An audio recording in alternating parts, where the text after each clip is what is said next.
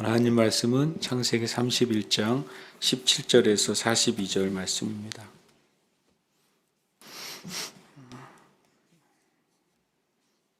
창세기 31장 17절에서 42절 말씀 함께 봉독하겠습니다.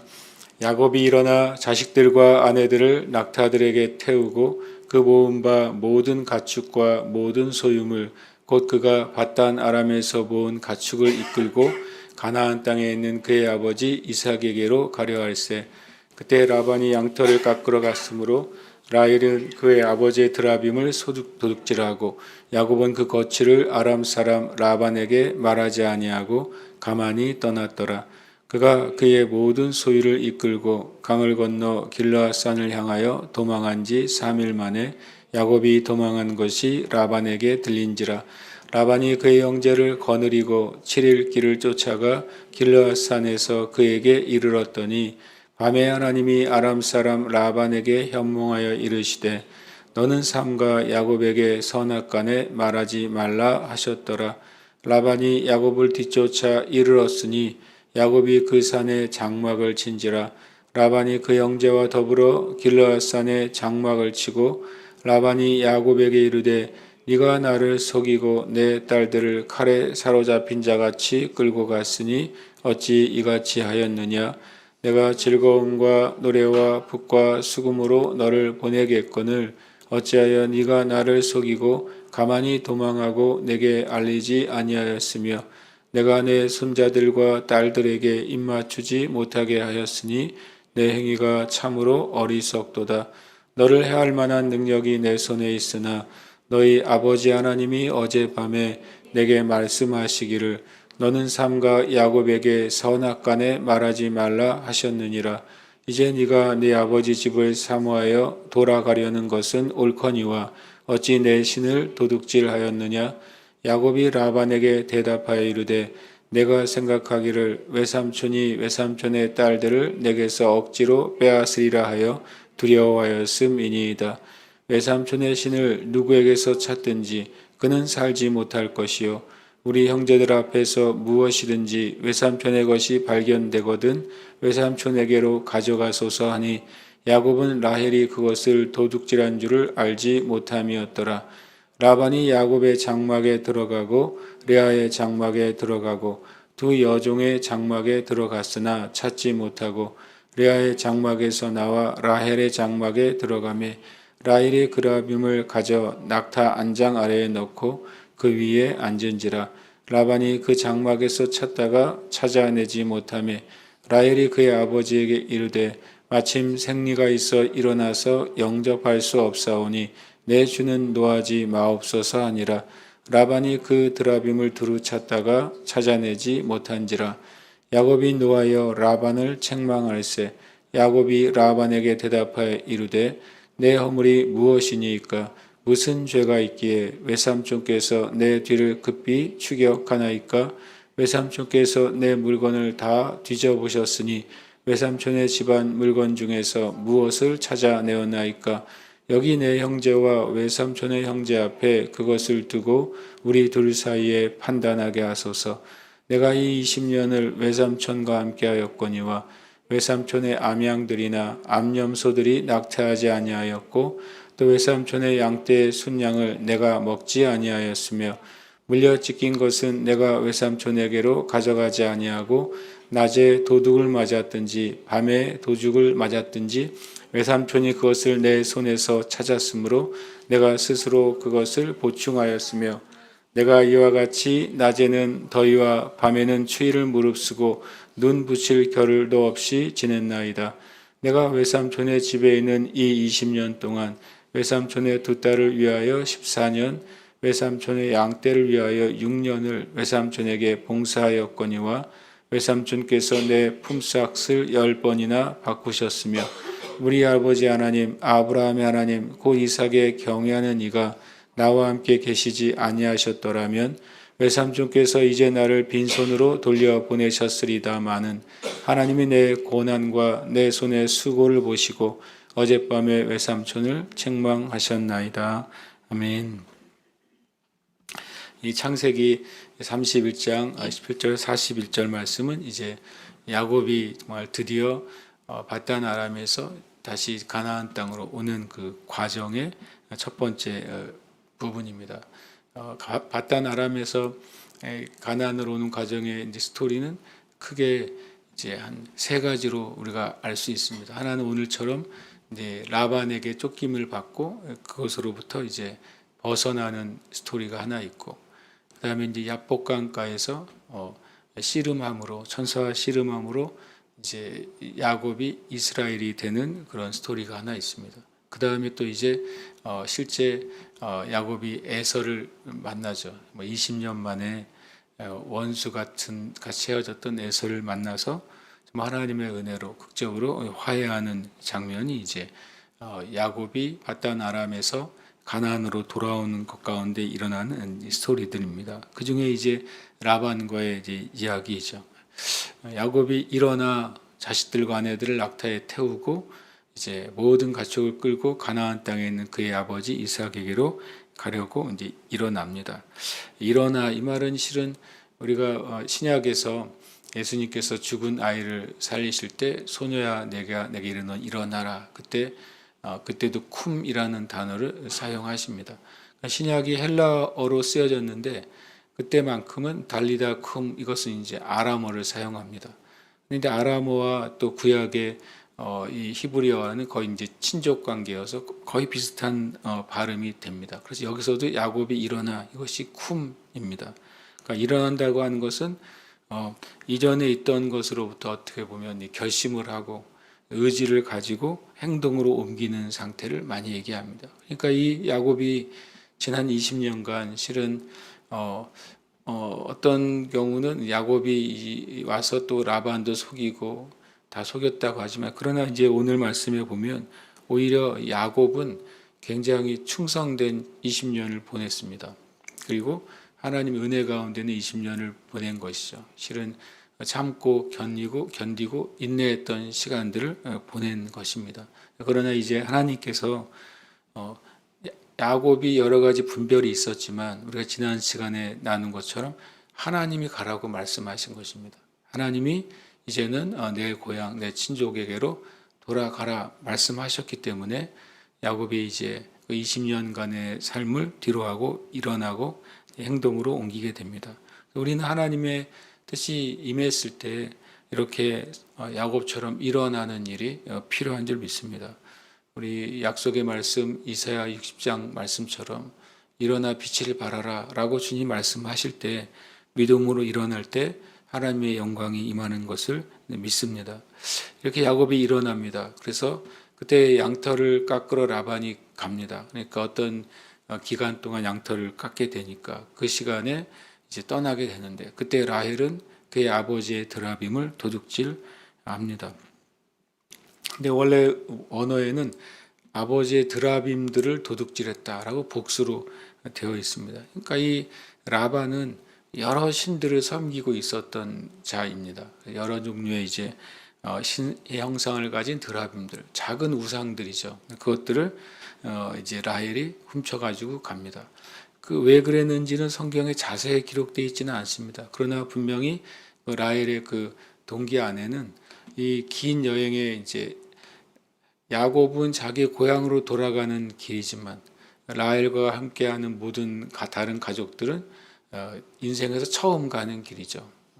그래서 그 인생에서 처음 가는 길 가운데 여행길에 이 드라빔이나 이런 것들이 보호와 안전의 그런 신들이 될 거라고 믿었기 때문으로 보여집니다. 그렇게 보면 라헬은 하나님에 대한 아직 깊은 신앙이 있었다고 볼 수는 없죠. 그때 이제 그가 그의 소유를 끌고 길르앗산을 향하여 도망한 지 3일 만에 야곱에 도망한 것이 라반에게 들립니다. 이것을 봤을 때 이제 우리가 라반이 야곱과 양을 칠 때 3일 길을 떼어놓고 쳤다고 성경은 말씀하고 있습니다. 그러니까 야곱이 떠난 것이 이제 라반의 종들에 의해서 알려지고, 그것이 3일 길 떨어진 라반에게 소식이 전달되는데 3일이 걸리고, 반대로 이제 야곱은 3일을 갔으니까 그 사이가 6일이 되잖아요. 그러니까 그 소식을 듣고 출발해서 정말 늑대같이 달려오니까 7일 내내 쉬지 않고 달려왔다는 소리죠. 7일 길을 쫓아가서 길르앗산에서 이제 드디어 이제 야곱을 추격하는데 이릅니다. 분명히 이 라반이 7일 동안 야곱을 추적하면서 무슨 생각을 했겠습니까? 실은 우리가 어떤 생각을 했는지 나오지 않지만 그 밤에 하나님 말씀하신 것을 통해서 라반이 어떤 생각을 가지고 7일을 추격했는지를 알 수 있습니다. 그냥 밤에 하나님이 아람 사람 라반에게 현몽하여 이르시되 너는 삼가 야곱에게 선악간에 말하지 말라. 이 세번역 성경이 이렇게 말씀하고 있습니다. 좋은 말이든지 나쁜 말이든지 야곱에게 아무 말도 하지 않도록 조심해라. 그러니까 실은 하나님이 경고를 하신 것입니다. 왜냐하면 라반은 만약에 라반의 성질대로 했다면 7일 동안 화를 내면서 오지 않았겠습니까? 내가 이 사위를 가만두지 않겠다. 아마 첫 번째 예상하는 것은 이제 야곱의 모든 재산을 몰수하고 그리고 자녀들과 그 아내들을 다시 회수하고 아마 최악은 야곱을 죽이든지 아니면 야곱을 죽이지는 않더라도 아마 빈 몸으로 돌아가게 했을 가능성이 큰 것이 라반의 성정인 것입니다. 그래서 하나님이 그러나 하나님의 첫 번째 공의는 바로 라반에 대해서 경고하심으로써 라반이 바르지 않고 야곱이 바르다는 사실을 하나님 첫 번째 보여주십니다. 그리고 라반이 야곱을 뒤쫓아서 그 라반이 그 형제와 더불어 길르앗산에 장막을 칩니다. 이 장면은 어떻게 보면 굉장히 긴장이 가득한 장면이죠. 야곱은 3일 동안 어린 자녀들을 데리고 이렇게 정말 최선을 다해서 왔지만 결국에는 잡혀버리고 만 것이죠. 그래서 아마 그 자녀들이나 그 아내들은 우리가 했던 일이 이제 수포로 돌아갔구나 라든지 이제 큰일 났다라고 느낄 수 있는 상황이죠. 야곱에게는 쉽게 말하면 군인이 없잖아요. 아버지 이삭에게도 군대가 있었을 것입니다. 왜냐하면 아브라함 때부터 길려온 자들의 군대가 있었으니까 이삭도 군대가 있었을 것입니다. 그러나 야곱은 홀로 밧다나람에 와서 일가를 이루었기 때문에 싸울 수 있는 자신을 방어할 수 있는 어떤 수단도 당연히 없는 상태였겠죠. 그러나 라반은 무장한 상태로 왔을 것입니다. 그러니까 이제 라반이 말을 합니다. 라반은 마치 자기의 관점으로 얘기하죠. 네가 나를 속이고 내 딸들을 칼에 사로잡힌 자같이 끌고 갔다. 그러나 우리가 아는 것처럼 성경은 이 아내들이 동의했습니다. 그리고 야곱이 옳고 라반이 불의하다는 사실에도 아내들이 동의했어요. 함께 한 마음으로 온 것인데 라반은 자기의 관점, 네가 나를 속였고 내 딸들을 끌고 갔다. 이렇게 해서 자기가 이제 추적하고 무엇인가 하려는 행위가 정의롭다고 하는 구실을 찾습니다. 그러면서 또 거짓말합니다. 내가 즐거움과 노래와 북과 수금으로 너를 보내겠거늘. 참 어떻게 보면 이제 이 라반이 사위인 야곱에게 얼마나 불의하게 행했는지를 실은 성경은 낱낱이 보여주고 있습니다. 실은 이렇게 보낼 리가 없는 라반이잖아요. 그러면서 28절에 내가 내 손자들과 딸들에게 입맞추지 못하게 하였으니 내 생이가 참으로 어리석도다.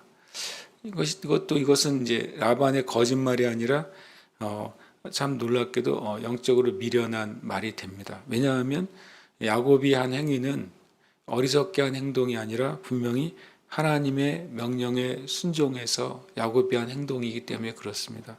때로는 야곱은 분명히 하나님의 명령에 순종한 것이지만 하나님을 정말 경외하지 않는 라반의 눈에는 어리석고 미련하게 보이죠. 왜냐하면 자신이 따라잡을 수 있으니까 자신이 야곱의 것을 다시 빼앗을 수 있는 힘이 있다고 라반은 스스로 믿고 있는 것입니다.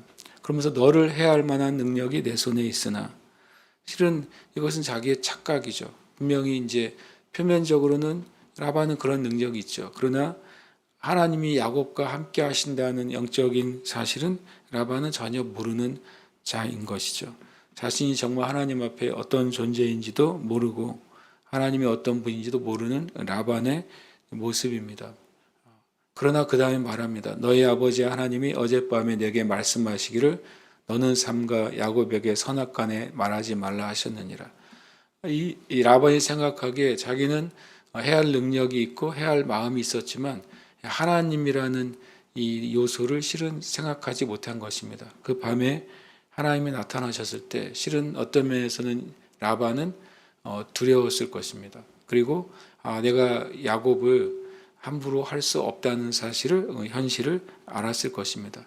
왜 제가 이 말을 하냐면 나중에 이런 말을 합니다. 이후에 본문에 라반이 야곱과 언약을 맺자 그러고 네가 이 경계를 넘어서 나를 해하지 마라.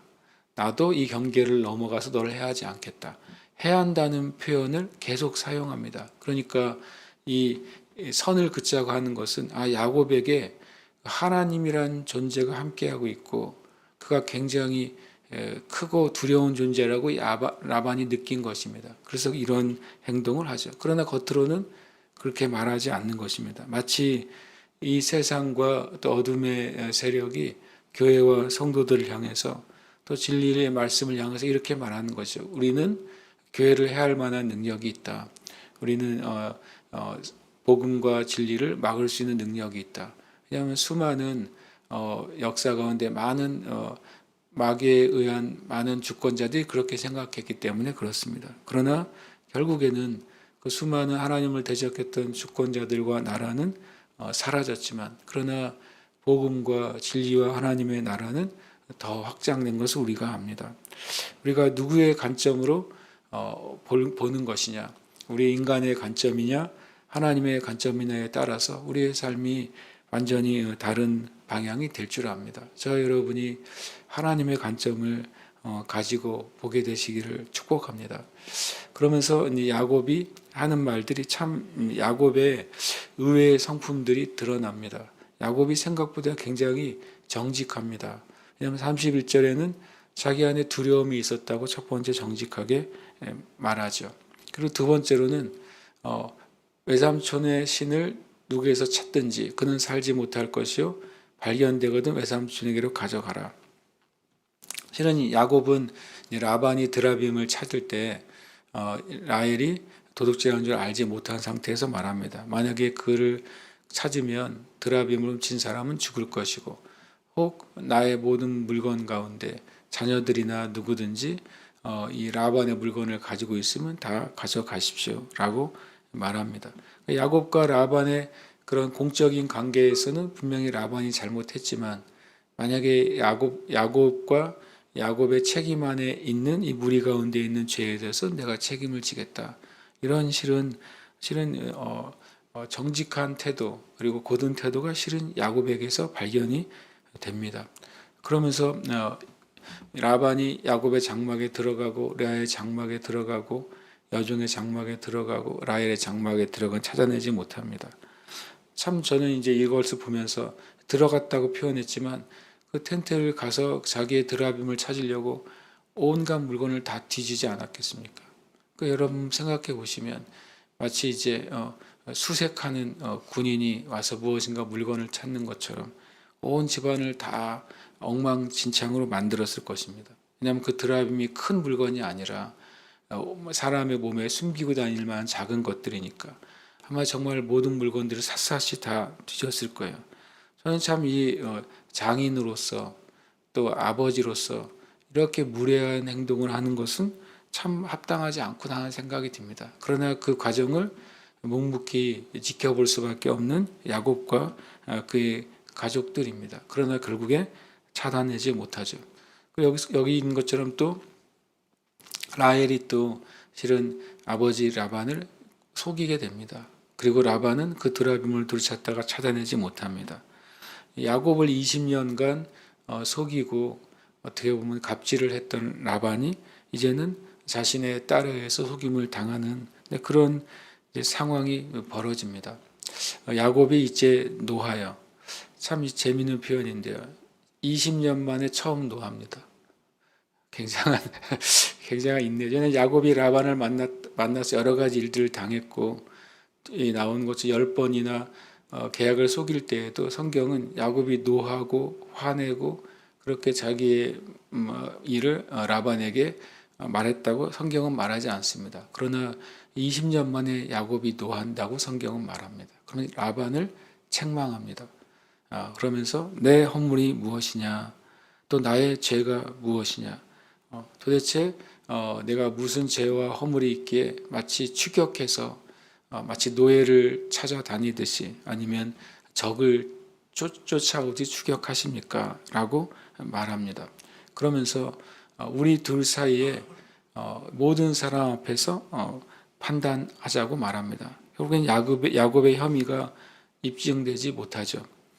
이 땅에 사는 그리스도인들이 어떻게 그리스도인들의 삶의 옳고 정의로움을 주장할 수 있겠습니까? 그것은 진리와 또 정직하게 우리의 삶을 행하는 행함을 통해서 이 땅 가운데 그리스도인들의 정직과 결백을 주장할 수 있을 것입니다.